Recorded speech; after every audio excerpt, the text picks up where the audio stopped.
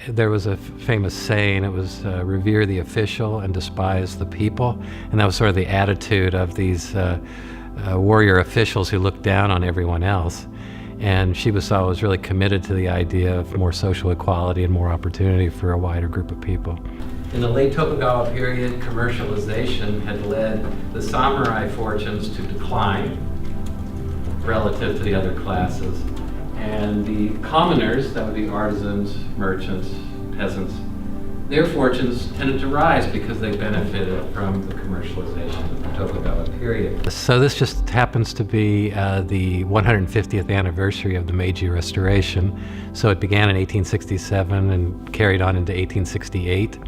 And it was a dramatic transformation of Japanese society at all levels.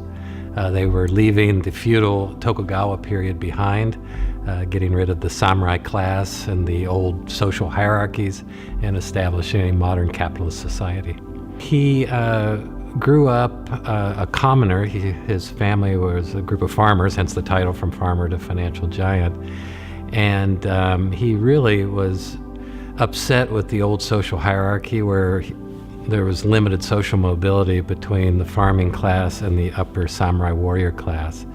And so he had an opportunity to travel to France and saw that business leaders were much more respected in European and American countries and wanted Japan to do the same thing. He was promoting a couple of different ideas that were new for Japan at the time, the most important of which was the joint stock company. Before this period, most enterprises of any size were family-owned, and the family-owned model continued into the modern period and gave rise to the famous zaibatsu financial conglomerates.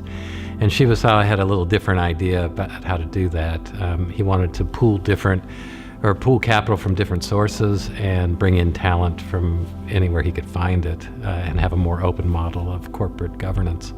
For people promoting a modern business model, most were taking Western utilitarian models or Western capitalist models in which the invisible hand causes economies to work without a whole lot of external government involvement.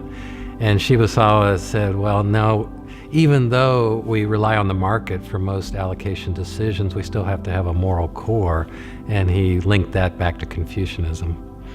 He was always asking, how does this business fit into the grand scheme of things in society, and how can it be a positive force for social change?